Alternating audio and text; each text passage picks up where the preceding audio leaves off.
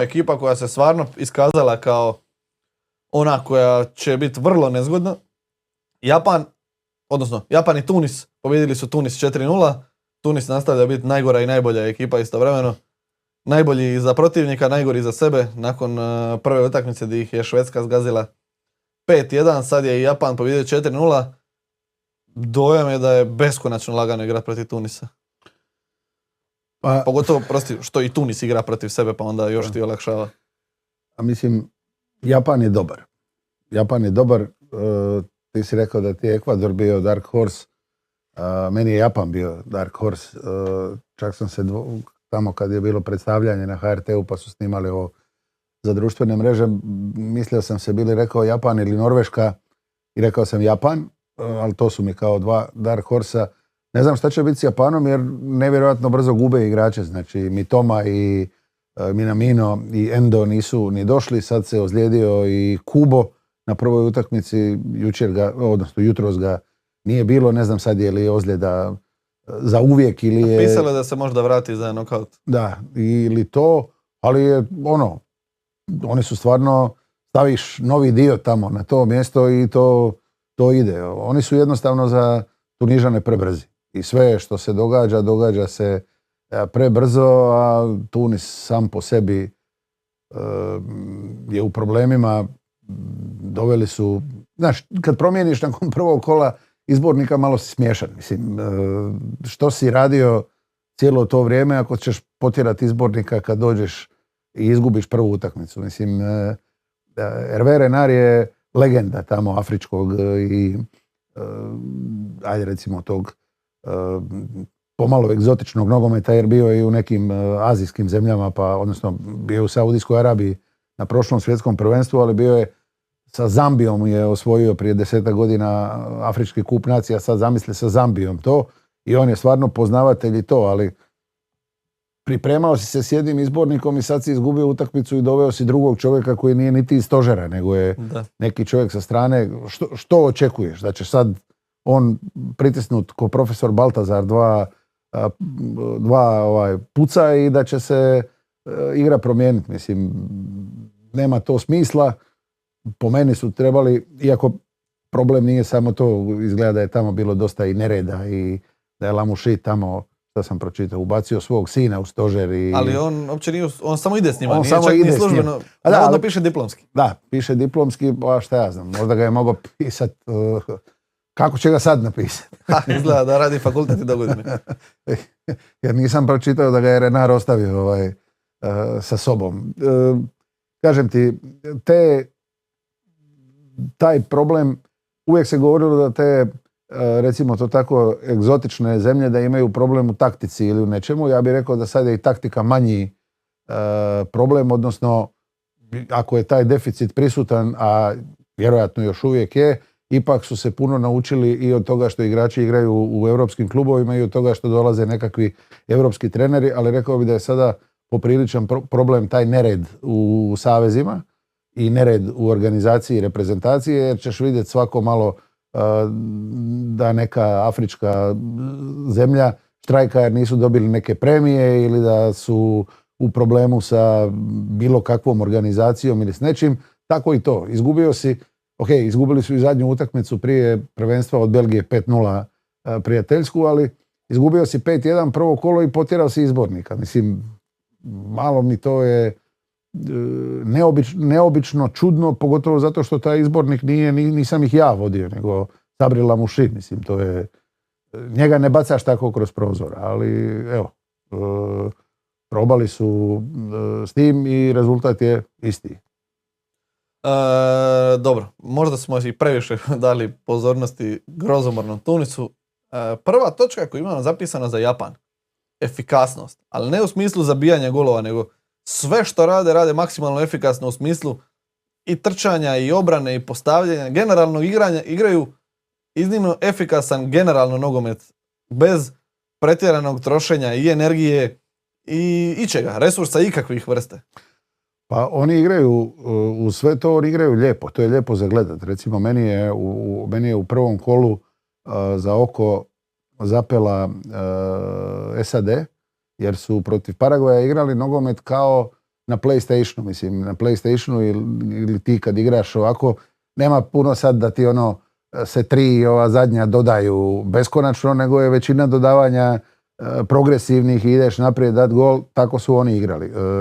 Sad sam ovu utakmicu sa Australijom manje gledao jer sam bio tamo na podcastu, ali oni stvarno, Amerikanci lijepo igraju, a u to bi sada dodao i Japan, jer to je, ti kad pogledaš danas ovu utakmicu, pogotovo tih prvih 20 minuta gdje su ih razbili definitivno i postavili neke gabarite utakmice, ti vidiš tu da oni igraju moderno, da igraju brzo, da su svi u pokretu, da ne igra samo čovjek s loptom, a ovi ga kao prate, nego svaki od ovih drugih igrača igra svoju ulogu, otvara se, odvlači igrača, tu su i to sve ima smisla i kažem ti da ih je jako lijepo gledat uz to što su i efikasni na svaki način, kao što si rekao, i karakterni su, pazi, Nizozemska te vodi 2 puta i ti uspiješ izjednačiti.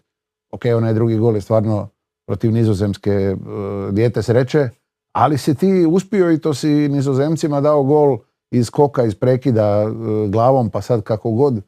Znači, baš su dobri, samo ne znam, ne vjerujem da imaju 500 igrača figurativno rečeno i da mogu sad svaku utakmicu izgubiti po jednoga i da će to biti i dalje isto. Što se tiče toga i tog intenziteta s kojim igra Japan, dakle, prvih 11 igrači iz Bundeslige, Premier lige, Nizozemske lige, Belgijske lige i Francuske lige. Dakle, sve mrtva fizika, plus ulaze s klupe igrač iz Danske lige, 2 iz Bundeslige, Francuska i Belgija. Dakle, to je motoričnost, energija, fizika na 1,000,000%. Da. I ok, Suzuki je golman, ali on je u Parmi. To nije toliko važno, ali to su sve igrači koji su navikli u svojim ligama da je stajanje samo u poluvremenu. Da. Nema stajanja bez. Da, mislim, Suzuki je dobar golman uz sve to. Ne, oni su ekipa koja je individualno odgojena, znači na visokoj i višoj kategoriji u Europi. Sa izbornikom su već od 2018. ako se ne varam, znači ovo je drugi, ne, on je došao, ja mislim, iza 18. Znači ovo im je drugo svjetsko prvenstvo s njim, ali 8 godina već su skupa i ti vidiš tu da se zna ko šta radi, jer evo recimo spomenuli smo tu da prije nego što smo počeli, ti si danas vidio na utakmici 6-7 puta ovog Renara kako urla na nekoga od svojih tamo, pobiće ga negdje, gubi i dere glasnice tamo da ih dozove, ovaj samo piše nešto, mislim, jer sve su se već dogovorili, tu i tamo nekog malo pomakne ili ga korigira, ali... Ali to čak se više čini onako performativno, čisto da ja nešto radim, kao da ne samo pišem u bilježnicu. Ali, ajde da se dotaknemo njega. Vrlo simpatičan čovjek mi se čini onako obučen, košulja i onaj prsluk ili kako bi, šta je već piše svoju bilježnicu i ono što je izašlo kad se slikao s Kaneom, kad su se sreli. Čovjek je sretan što se slikao s Kaneom, vrlo jednostavan nekako čovjek, vrlo topao se čini, onako baš da je gušt biti u društvu s njim. Pa, ne poznajem ga osobno. Ne poznajem ga da nije ja još. Ne poznajem ga osobno, ali dojam je takav. Što se tiče još igre Japana, zabili su 4 gola. Prvi je, isto malo moraš imati sreće da u tamo buketu od 6-7 igrača baš tvoj igrač to skrene u gol. Drugi je, nema šta, odličan gol. Treći tako, četvrti su ti Tunižani poklonili sami od sebe. Vidiš da su riknuli, frajer ti doda loptu u noge, ajde igraj. Ali osim toga još je bilo šansi. Izvukao je golman za nokat, što nije gol, samo na tehnologiju zapravo to nije gol. Da. Stvarno, opet se vraćamo, ta efikasnost obavljanja posla je impresivna. Japanska.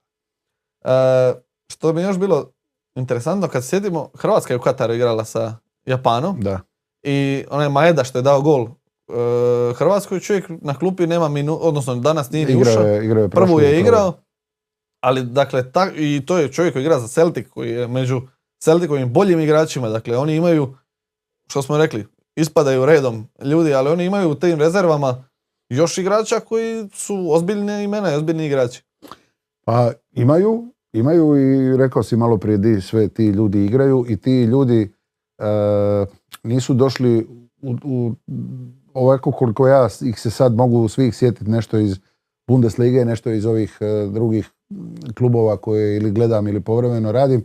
Ti ljudi, odnosno ti igrači iz Japana nisu nigdje 17. 18. 19. igrač. Oni su ili u prvih 11 najčešće ili su među ona 3 koja sigurno uđu svaku utakmicu kod tih trenera. Znači oni su svi što se tiče klubske minutaže. Oni su jako nezgodni, ja onome koji ih neozbiljno shvati, a mislim da je za njih najgore igrat protiv reprezentacije tipa Hrvatske koja uzme loptu pa spusti to na neki svoj ritam, reprezentacije koja neće se ići s njima natrčavati i jurnjava, nego malo lagano, polako, ajmo sada mi. Znaš, meni je na toj utakmici, kad se sjetim te utakmice s Japanom na prošlom svjetskom prvenstvu, zapravo je najbolje što smo jako brzo izjednačili. Jer nije ugodno gubiti protiv njih. Pa da, a mislim, što smo već bili spomenuli, 4 zapravo najbolja ili najpoznatija igrača su out. Dakle, ovi svi koji su sad najbolji nisu inače najbolji. Dakle, iako, ajde, naravno, pitanje je kad bi bili Mitoma, recimo, i Minamino ili Endo ili Kubo, kad bi bili tu, koliko bi to bilo drugačije, kad bi svi bili tu, bilo, mislim, jer kao, čini se da ako su sad ovako dobri i efikasni, zamisli kad bi bili bolji, zamisli ako imaš dobar auto, šta bi bilo kad imaš još bolji.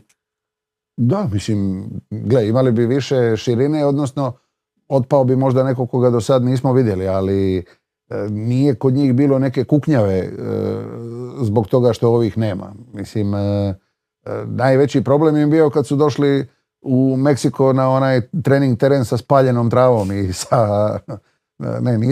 kod Švicaraca su bile zmije.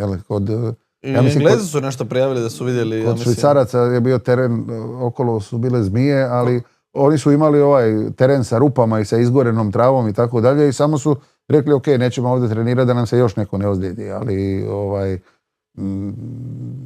ti kad bi išao ovako po nekakvom rejtingu slagati te neke japanske nogometaše, pa zbog popularnosti engleske lige, rekao bi Mitoma je u prva 3 od tog što imaju. Ok, nema Mitoma. Minamina smo malo i zaboravili, ali on njima igra. Endo je više, ja bih rekao u ovom trenutku, više onako autoritet u slačionici nego što je nekakav bitan i nezaobilazan i jako važan igrački za reprezentaciju. A ovog Kuba zovu japanski Messi, mislim, to im je ono kao najbolji tehničar u ekipi. Ništa, dođe, stavi rezervni dio i japanska je proizvodnja i igra i dalje.